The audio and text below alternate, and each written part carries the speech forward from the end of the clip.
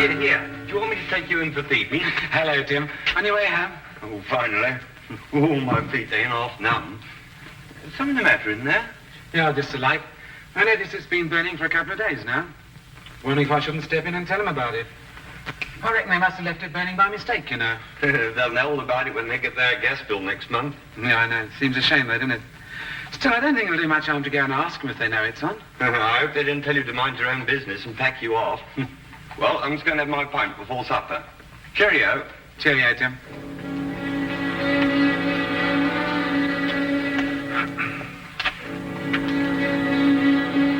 Afternoon, sir.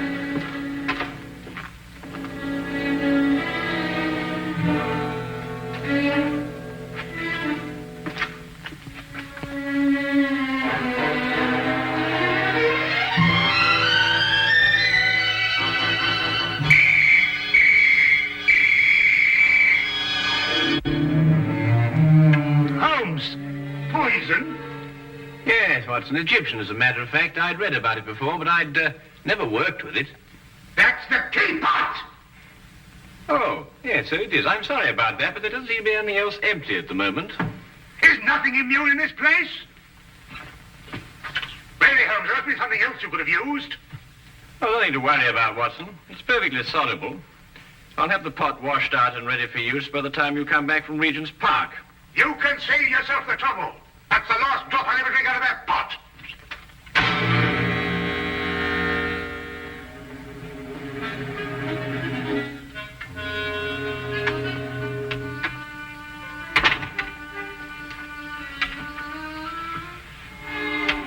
I say, Holmes,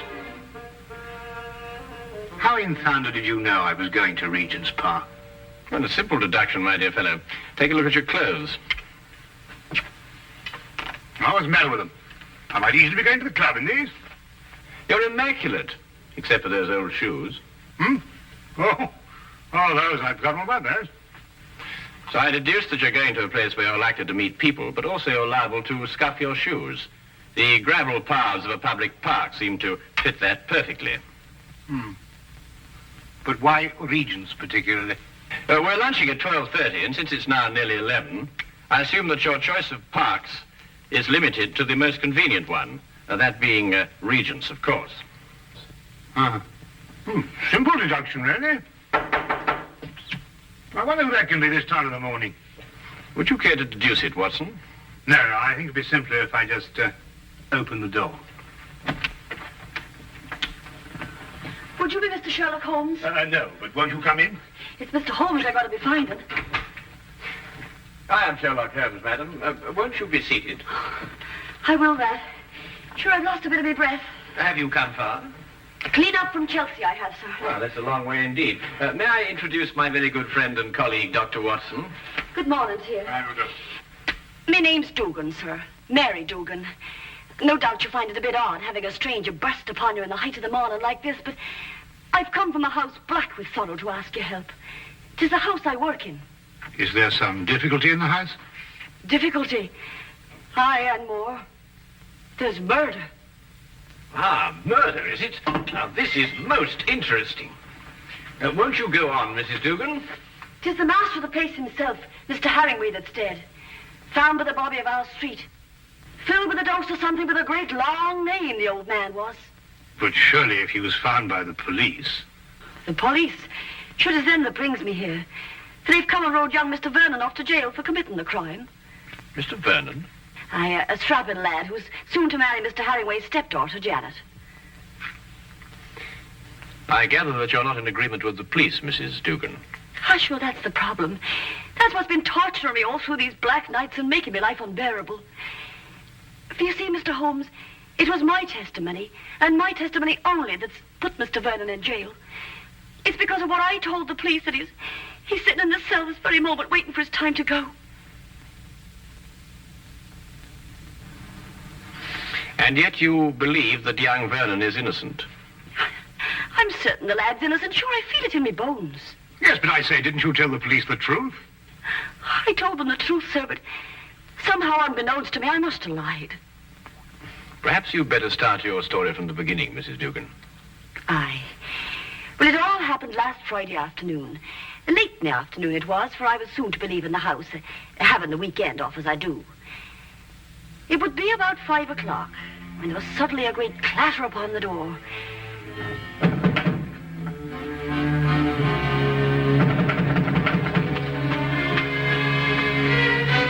Hello, Mrs. Dugan. Oh, good afternoon to Mr. Vernon. Mr. Hammingway asked to see me. Is he in his usual ugly mood? Sure, you shouldn't be talking like that, Mr. Vernon. You know, it makes Miss Janet very unhappy to hear you two fighting all the time. Well, if he wasn't such a stupid old... Where is Janet? Oh, she's away to her aunt's in Manchester. She wasn't to go until tomorrow. Oh, I know nothing of that, sir. But I can swear he put her on her way this very afternoon. I doubt if her aunt's sick again. It looks like another of his tricks to keep us apart. Well, where is he? In his study. He's asked me to show you right in. Just a minute. My coat. I forgot something.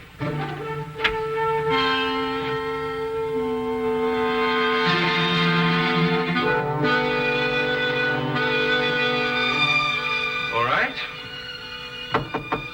Come in. Mr. Vernon, sir. Would that be all? No, Mrs. Dugan. I want you to remain. Remain, sir. Just sit over there and listen to every word that's said.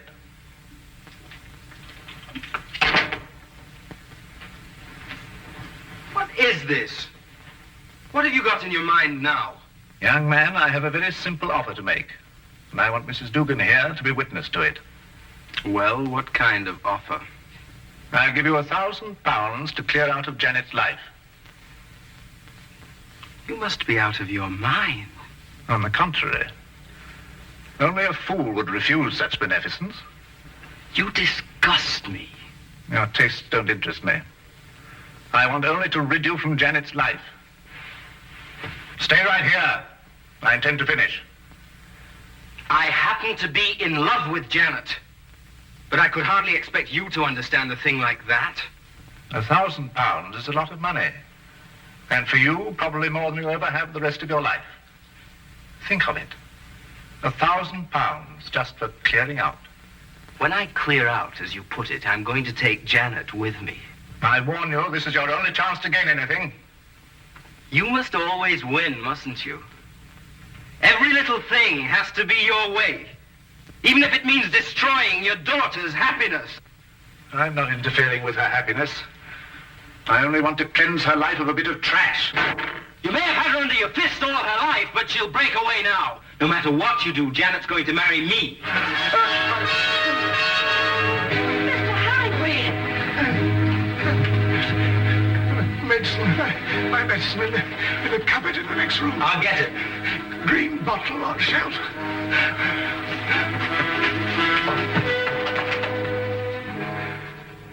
I never lose, Mrs. Dugan. I never lose. Oh, hurry, Mr. Vernon, please, hurry. Coming.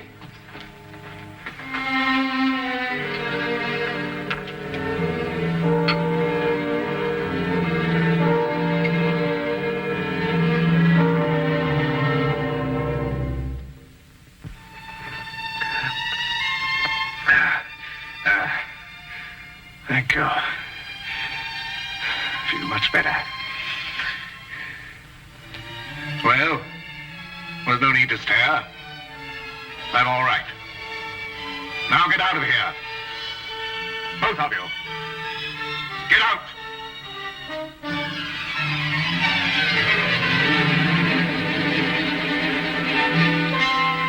Get out.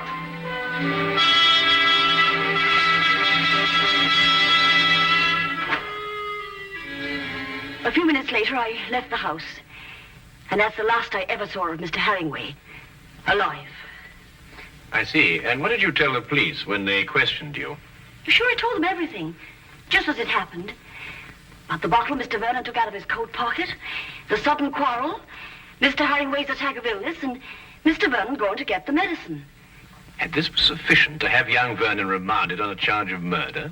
Aye, for the police informed me that it was the medicine, the very medicine that I saw Mr. Vernon give Mr. Hammingway, that killed the poor old man.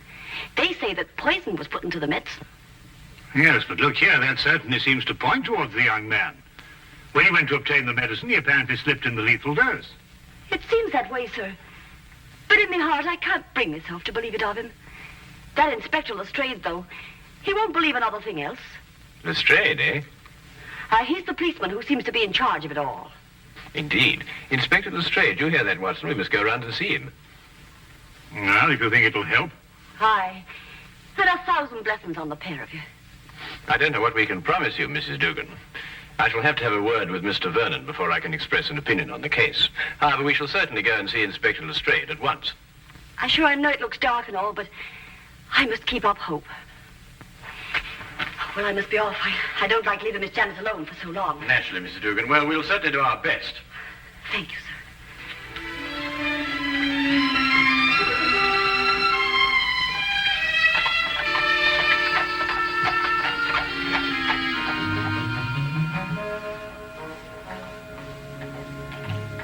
I can't see any reason for it.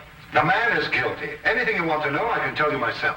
Oh, come, Lestrade. I only want to ask the young man a few questions. It's time for my lunch. You needn't come. Now, look here, Holmes. There was a very large dose of strychnine in that medicine. The only person who could possibly have put it there was young Vernon. Or Mrs. Dugan? No, she didn't have any reason to. Besides, Vernon was a chemist. He had access to all sorts of poisons. Indeed, he was a chemist. You hear that, Watson? Young Vernon was a chemist. Eh? Yes, indeed, Holmes. Yes, I thought you'd be interested to hear that. Well, I am indeed. It is most important, and I insist upon seeing the young man immediately. We have no time to lose, Lestrade. No time to lose. All right.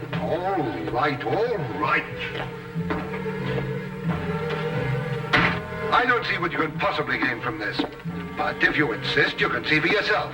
His whole attitude merely supports the evidence. Well, here we are. Inspector Lestrade. Yes, sir.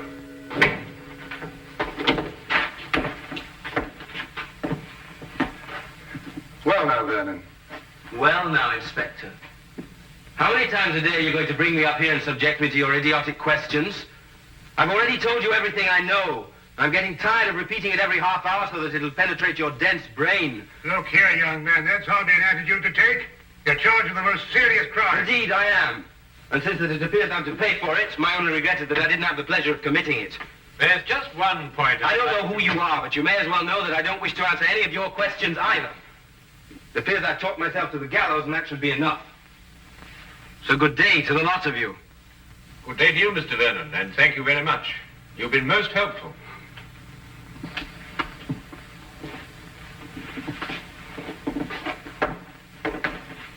President Young Rogue. Oh, very interesting, Lestrade. Take the Baker Street, Holmes. Certainly not, Watson. We have a killer to catch. Killer? Yes. What do you think you were just talking to? A very furious young man, Lestrade. But he's as innocent as Dr. Watson, me, and you. Or perhaps not quite as innocent as you.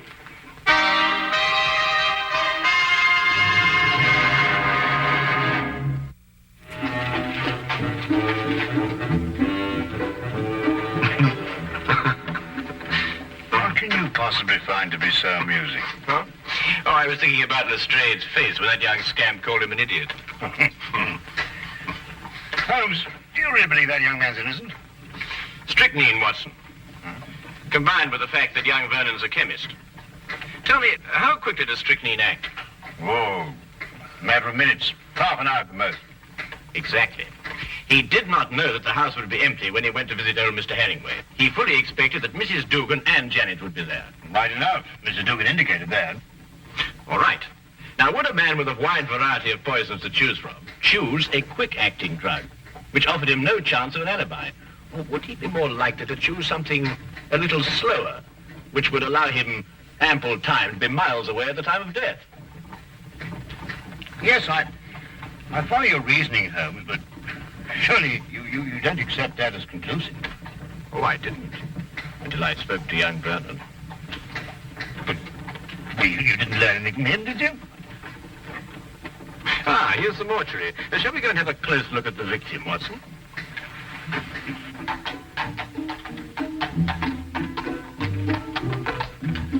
Holmes asked to see the medical examiner's report, and as we prepared to enter the mortuary, he explained his theory that Vernon's violent temper didn't fit into the cold-blooded pattern of this crime. A particular sort of fellow, our friend Hammingway. No, why do you say that? Well, notice the well-kept hair, the neatly trimmed moustache. Mm-hmm. Wasn't so particular about his hands, was he? What do you mean, Watson? Well, look, the dirt definitely packed in under those nails, even gone into the cuticles. I must say it's a bit incongruous with this perfect manicuring. Yes, especially as this hand's absolutely immaculate. Wait a minute, Watson. What? This isn't ordinary dirt. This is soil. Well, amateur gardener, perhaps. These hands never did any gardening. They display a lifelong devotion to immaculate cleanliness. And this hand obviously became dirty too near to death to be cleaned. Mr. Holmes, here's the report you asked for, sir. Oh, thank you. What are you looking at that for, Holmes? You know the cause of death was strychnine. This should interest you, Watson. Listen. The blood test indicated an extreme leukocytic state, sufficient to be diagnosed as advanced leukocythemia. Well, Mrs. Duggan said he was ill, but not to that extent. Watson, tell me, how long do you estimate Hammingway would have lived had he not been given that dose of strychnine? Well, it's difficult to judge with this information, but I'd say, well, certainly under a year. Then we are looking for someone who couldn't afford to wait a year. An impatient murderer. Then that fits in with Vernon's violent temperament. It appears so, Watson. It appears so. And yet there's still something missing. A bottle. A little mysterious bottle. Watson, would you go and collect Mrs. Dugan and take her round to Vernon's apartment? No, yes, of course. What will you be doing meantime? Oh, I'm going over to Vernon's place now. There are a few things I want to check over before you arrive. But, it's bound to be locked up. How are you going to get in? Oh, with a key. Have you got the key to Vernon's apartment? I hope so.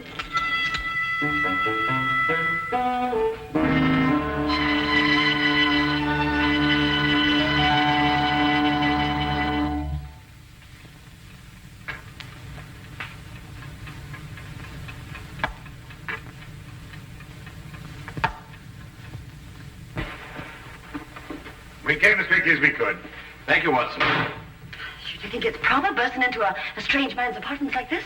Well, it isn't proper in the least, Mrs. Dugan, but if we're going to help young Vernon, I'm afraid there's very little choice. What is it you want me to do?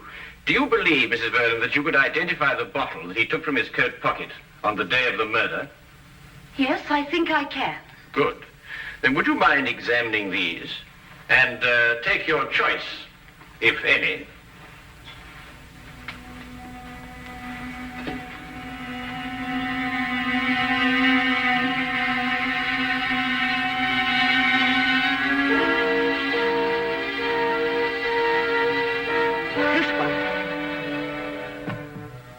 You're certain? I'm absolutely certain. Thank you, Mrs. Dugan. Thank you very much.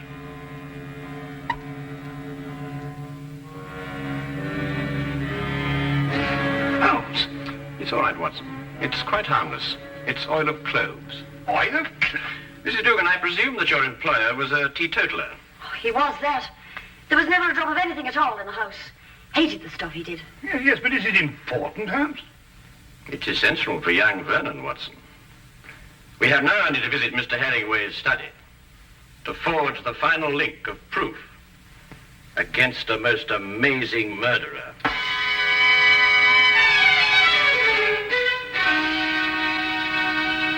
Really, Miss Hammingway, I hope you realize that in this case I find myself in a particularly difficult position. But as a police officer, I have no alternative. I must follow the dictates of the law. But Tom didn't do it. He couldn't have done it. It just can't be. Precisely the opinion I expressed to you this morning, Lestrade. Holmes. Oh, Miss Janet, this is Mr. Sherlock Holmes, and this here gentleman's Dr. Watson, his friend. It is because of me that they're here. You see, I went to them begging for the help. Help? It was your fiancé's arrest that prompted Mrs. Dugan, I believe. I see. Sit down, please. Well, really, Holmes, why do you persist in this? I've always had the greatest respect for your ability, but in this case, well, you astound me. Oh, now, come along, Lestrade. Well, it's true. Vernon had access to poison. He was here when it was taken. And above all, look at the motive. Just look at the motive. Who else had such a motive? Who else? Inspector, you didn't know my stepfather. He was a tyrant who loved nothing, no one. His whole ambition was power, and his whole pleasure was to rule. To my stepfather, my marriage meant only a loss of power, part of his kingdom, and he fought it in every way. Life here became unbearable after I met Tom. Mrs. Dugan can testify to that. Well, 'tis true he was not a kindly man, and he did begin to get a bit odd of late. I see. There were some flowers in this room. Where are they? Flowers, sir? Holmes. Now he's interested in flowers. Petunias, perhaps? Mrs. Dugan? Why, sure, I put them out in the yard to get a bit of sunlight, sir. So dark it was in here. Then there were some flowers. Mrs. Dugan, would you be kind enough to fetch them, please? Yes, sir. Holmes, what have flowers got to do with... Watch. You know, Inspector, your difficulties in this case really must be overlooked. Do you know that you've been deliberately duped? And very cleverly, I might add. I haven't been duped at all. I've got my man. Now, you see, you were looking for a murderer, whereas, of course, there isn't one. First it's petunias. Now there's no murder. There's a body, but no murder. You see, Mr. Hammingway committed suicide. There was no indication of suicide whatsoever. No message, nothing. Well, naturally there was no indication of suicide, because it was deliberately planned to look like murder. Are you serious? Completely, Miss Hammingway. You see, your stepfather was more of a tyrant than you imagine. Losing you to Vernon meant losing power. And so first of all, he tried to bully him. Then he tried to bribe him. And when that failed, he tried to kill him. Mr. Hammingway tried to kill Vernon? Yes, Watson. By committing suicide in such a way that Vernon would be blamed and executed for Hammingway's death.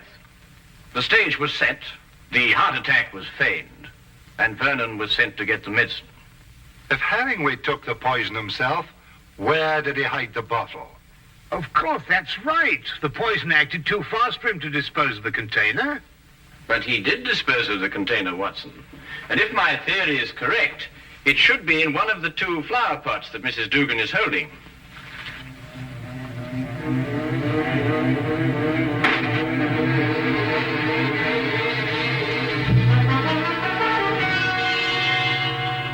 And a chemical analysis will reveal that it contains strychnine.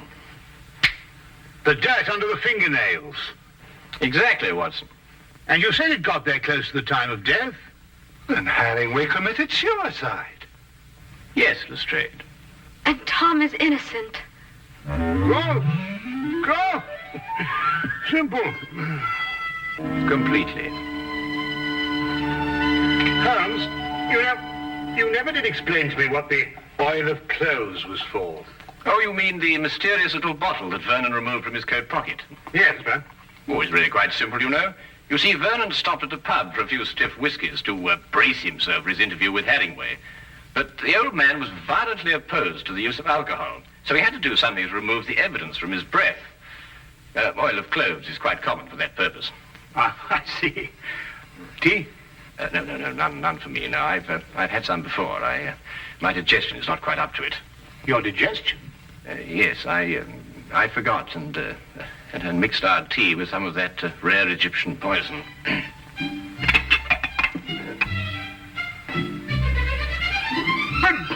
But confound it, man, the tea's ruined. Well, fair enough, old man, but so's my poison.